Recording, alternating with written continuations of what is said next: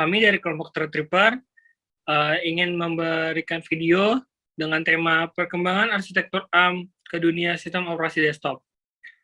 Tugas video ini kami buat untuk menyelesaikan tugas besar mata kuliah sistem berbasis mikroprosesor dengan dosen Pak Ahmad Suryadi.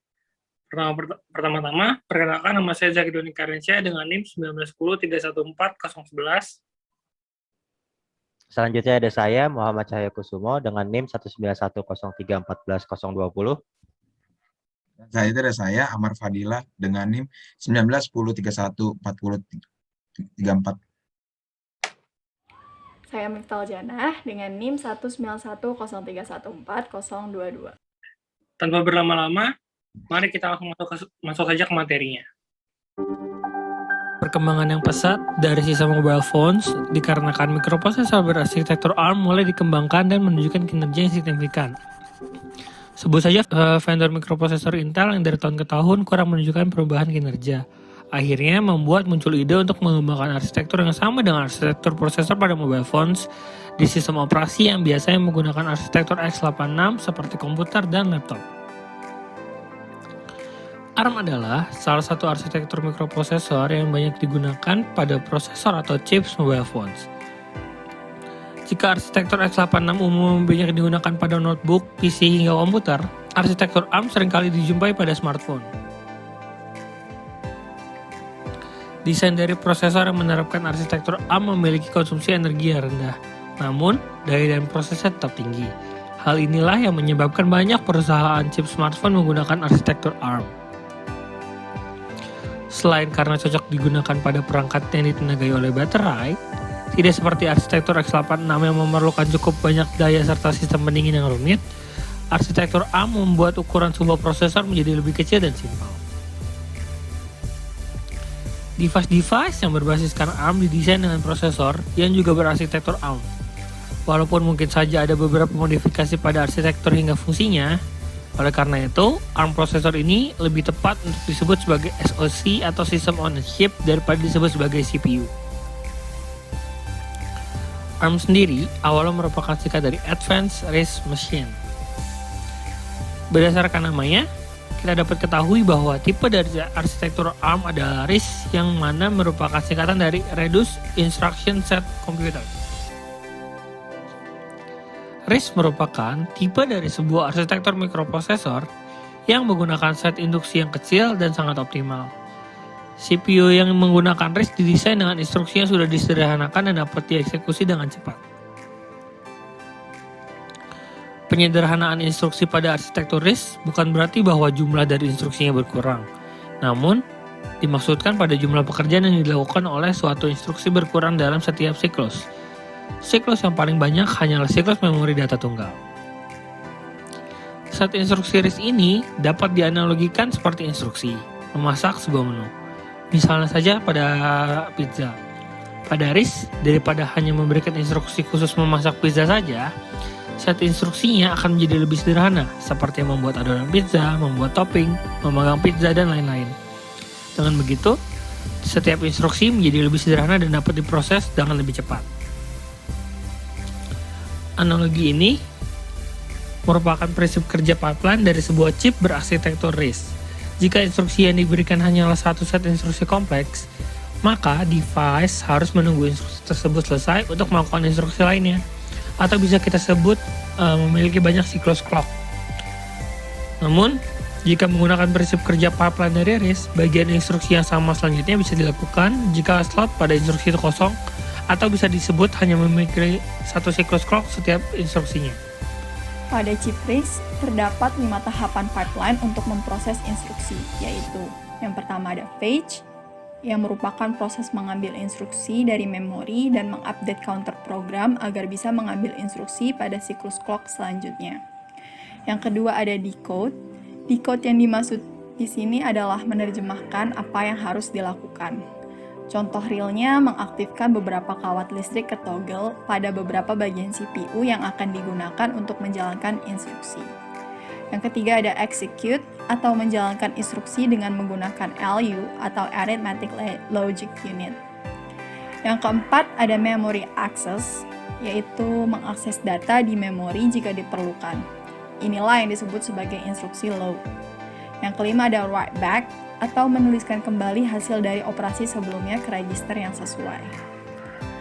Untuk menjaga jumlah siklus dari tiap instruksi ini seragam sehingga efisiensi kerja dapat tercapai, RISC memisahkan instruksi load dan store ke memori dari instruksi lainnya. RISC hanya mengoperasikan instruksi seperti add, shift, atau multiply pada register sehingga pipeline dapat bekerja dengan baik. Arsitektur RISC ini dikembangkan karena penemuan fakta oleh John Cook dari IBM Research bahwa hanya sekitar 20% instruksi dapat menjalankan 80% dari keseluruhan pekerjaan yang harus dilakukan oleh komputer. Dengan penyederhanaan instruksi ini, desain untuk chip prosesor dapat disederhanakan sehingga menawarkan harga produksi tiap chipnya rendah, karena hanya membutuhkan beberapa komponen kecil. RISC juga dapat dianggap sebagai arsitektur CPU yang paling efisien karena kunci dari pengoperasiannya menyediakan performa yang tinggi tiap pemakaian watt baterai. Fitur terpenting lain dari RISC yaitu membolehkan para developer untuk meningkatkan set register dan internal parallelism dengan dua cara, yaitu yang pertama memperbanyak jumlah dari thread paralel yang akan dieksekusi oleh CPU. Hal ini akan meningkatkan jumlah utas paralel yang dijalankan oleh CPU. Dan yang kedua, meningkatkan instruksi paralel yang akan mengakibatkan peningkatan kecepatan eksekusi instruksi oleh CPU itu sendiri.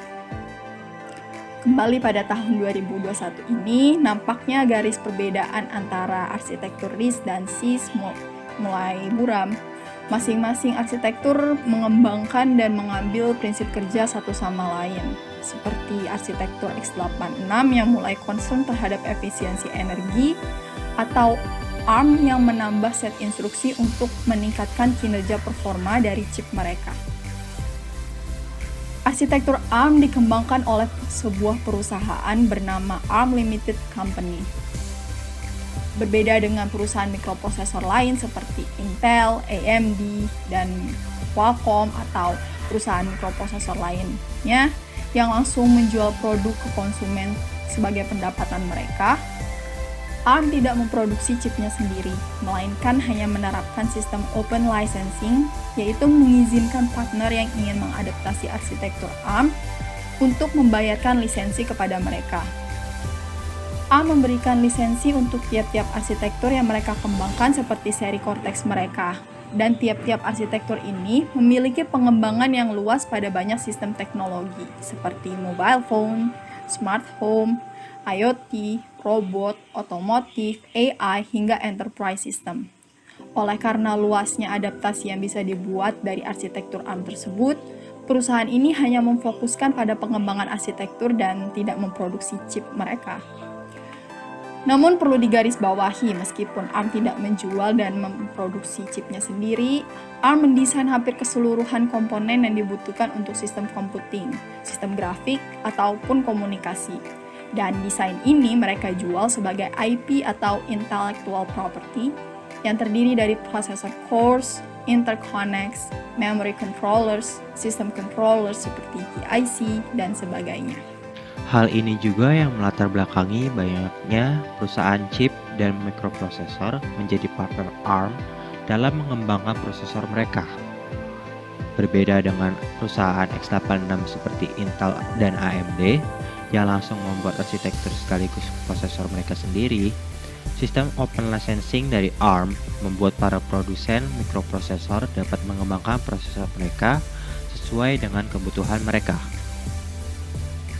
Perkembangan prosesor ARM yang semakin pesat dalam hal performanya dibandingkan prosesor x86 dalam hal efisiensi dayanya membuat beberapa perusahaan komputer atau PC mulai berpikir ulang mengenai prosesor yang akan mereka gunakan. Sebut saja Apple yang memutuskan untuk membuat prosesor mereka sendiri dan meninggalkan partner mereka yaitu Intel, karena dirasa produknya tidak menunjukkan banyak perkembangan. Dan juga ada Nvidia yang bekerja sama membuat CPU dengan ARM untuk diimplementasikan pada server mereka sendiri. Perkembangan arsitektur ARM yang mulai merambah ke dunia PC diawali dengan banyak percobaan. Kerjasama dengan Qualcomm pada tahun 2016 dalam membuat Snapdragon 835 yang dapat menjalankan OS Windows 10 mendapat respon negatif karena tidak memenuhi ekspektasi. Meski laptop yang menggunakan chip berbasis ARM ini memiliki battery life yang panjang, ringan, hingga tidak mudah panas, namun performanya yang rendah dan sedikitnya software yang dapat mendukung membuatnya dipandang sebelah mata. Di tengah-tengah asumsi tersebut, Apple memutuskan untuk mengakhiri kerjasama dengan Intel, mengumumkan bahwa akan mencoba untuk membuat sendiri chipnya yang menggunakan arsitektur ARM. Chip tersebut pun berhasil diluncurkan pada 10 November 2020 dan mendapat respon yang positif dari pasar. Apple M1 merupakan prosesor berbasiskan ARM pertama yang digunakan pada Mac yang menunjukkan kinerja performa yang bagus, mulai dari kecepatan proses yang baik, tidak menimbulkan thermal throttling, hingga terdapat teknologi neural network processing yang sangat berguna untuk pengimplementasian machine learning dan AI. Bahkan Mac dengan prosesor Apple M1 ini diklaim memiliki performa yang jauh lebih baik daripada Mac sebelum-sebelumnya yang menggunakan prosesor Intel. Apple menggunakan sebuah emulator Rosetta 2 yang berperan dalam menerjemahkan set instruksi x86 dari sebuah program ke set instruksi ARM dan menyimpan hasilnya. Meski begitu, terdapat beberapa aplikasi yang tidak dapat didukung oleh chip Apple M1. Hal ini merupakan kekurangan yang didapat di masa transisi arsitektur x86 ke arsitektur ARM. Banyaknya aplikasi yang sudah dibuat untuk arsitektur x86 dan masih sedikit developer yang mulai membuat transisi program agar diproses oleh chip ARM.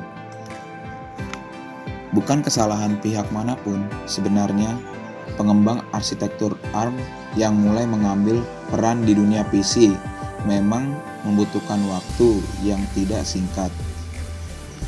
Apalagi pengembang aplikasi dapat terbilang rumit jika diterapkan pada jenis prosesor yang memiliki keterbatasan instruksi seperti ARM. Namun, karena pasar Apple sangat spesifik sasarannya, hal ini tidak terlalu menjadi masalah. Berbeda ketika akan diterapkan pada PC dengan OS lainnya seperti Windows, Linux, dan tersebut.